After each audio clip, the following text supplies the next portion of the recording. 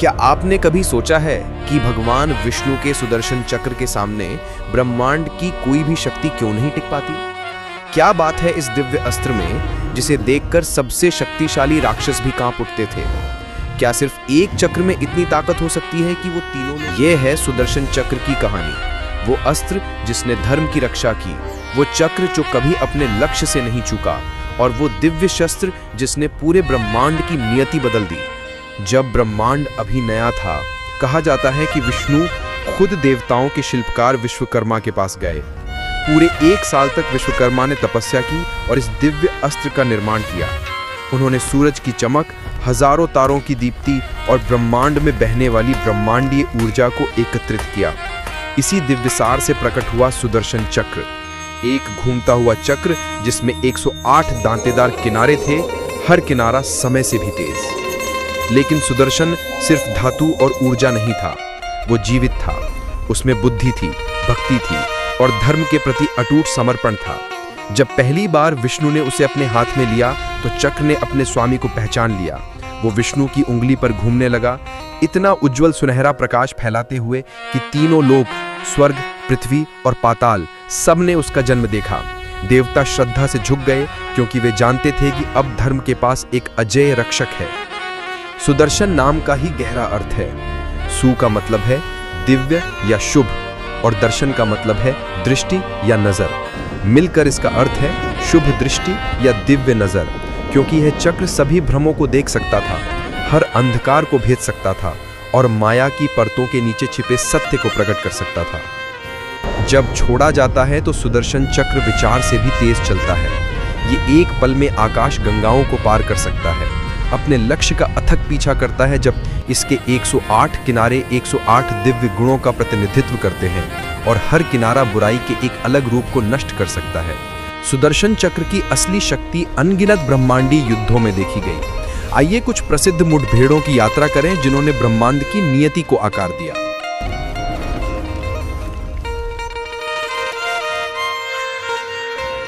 सुदर्शन की ताकत का सबसे पहला प्रदर्शन शंखासुर नामक राक्षस के साथ युद्ध में आया।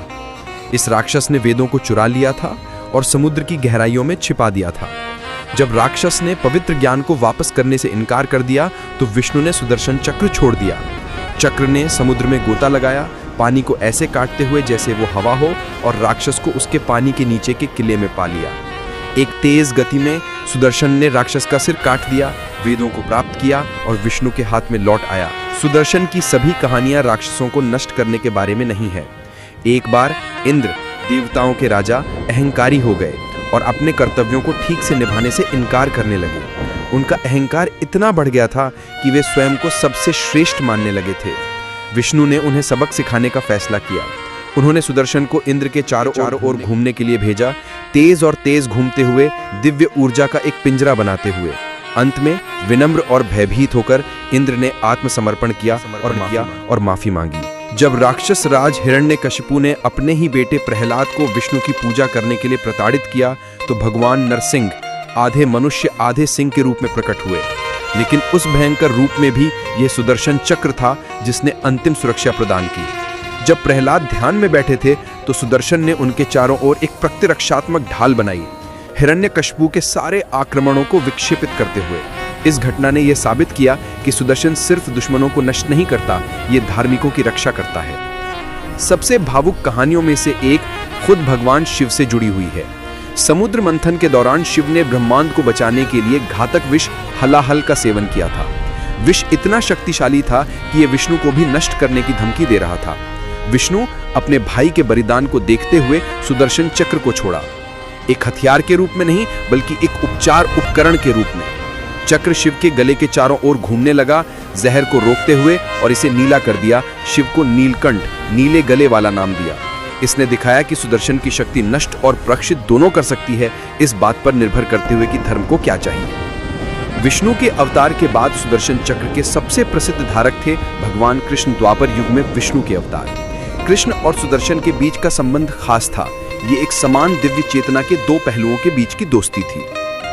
महाभारत युद्ध के दौरान कृष्ण ने यह प्रतिज्ञा ली थी कि वे न लड़ेंगे और न ही हथियार उठाएंगे। वे केवल अर्जुन के सारथी के रूप में थे। लेकिन जब भीष्म पितामह कौरवों की ओर से लड़ते हुए एक अजेय शक्ति बन गए, तब धर्म को सबसे बड़े खतरे का सामना करना पड़ा। उनके तीर पांडव सेना को तबाह कर रहे थे। अर्जुन अपने महान पितामह के प्रति सम्मान से बंधे थे, पूरी ताकत से नहीं लड़ सकते थे। ये देखकर कृष्ण का दिल टूट गया। उन्होंने देखा कि कभी-कभी धर्म की रक्षा के लिए भी किसी को अपनी प्रतिज्ञा तोड़नी पड़ती है। उस सर्वोच्च संकट के क्षण में कृष्ण अपना वादा भूल गए, रथ से कूद गए और भीष्म की ओर दौड़ने लगे। और वहां उनकी उंगली के ऊपर सुदर्शन चक्र प्रकट हुआ, इतनी तीव्रता से घूमते हुए कि पूरा युद्ध क्षेत्र 1000 सूर्यों की तरह चमकने लगा।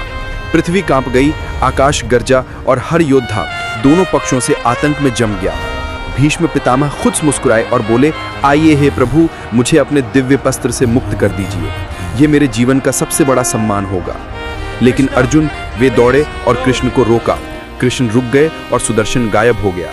इस घटना ने यह दिखाया कि सुदर्शन सिर्फ विनाश के बारे में नहीं था, ये सिखाने के बारे में था, प्रेरित करने के बारे में था, मानवता को दिखाने के बारे में था कि दिव्य प्रेम धर्म की रक्षा के लिए कितनी दूर जाएगा। युधिष्ठिर द्वारा आयोजित राजसूय यज्ञ के दौरान दुष्ट राजा शिशुपाल ने कृष्ण पर एक के बाद एक अपमान किया। कृष्ण ने शिशुपाल की मां से वादा किया था कि वे 100 अपराध माफ करेंगे। उन्होंने चुपचाप गिना, एक एक करके। जब 101वां अपमान आया तो कृष्ण ने बस अपनी उंगली उठाई, सुदर्शन चक्र प्रकट हुआ, आंख से देखने की तुलना में तेजी से हॉल में उड़ा और एक पल में शिशुपाल का सिर काट दिया। जो उल्लेखनीय है वो ये है कि चक्र की गति इतनी सटीक थी कि पवित्र यज्ञ भस्म पर खून की एक बूंद भी नहीं गिरी। ये था सुदर्शन की सटीकता, पूर्ण नियंत्रण के साथ पूर्ण न्याय। जब द्रौपदी ने कौरव सभा में अपने अपमान के दौरान कृष्ण को पुकारा तो कृष्ण द्वारका में थे, हजारों मील दूर, लेकिन उनकी सुरक्षा तुरंत उस तक पहुंची। कहा जाता है कि अंतहीन कपड़ा जिसने द्रौपदी को ढका वो वास्तव में सुदर्शन चक्र की ऊर्जा की अभिव्यक्ति थी। घूमते और अनंत रूप से कपड़ा बनाते हुए इसने दिखाया कि सुदर्शन किसी भी दूरी पर भक्तों की रक्षा कर सकता है, किसी भी रूप में, जरूरत के अनुसार। लेकिन सुदर्शन चक्र वास्तव में क्या प्रतिनिधित्व करता है? ये चैनल केवल भक्ति नहीं, एक आध्यात्मिक जागरण है। परेश पारधी चैनल, जहां हर कथा बदल देती है आपकी दिशा और दशा। यहां हर वीडियो केवल सुने जाने के लिए नहीं, अनुभव किए जाने के लिए है। श्रद्धा जगाइए, किस्मत जगाइए, यही है परेश पारधी चैनल की पहचान।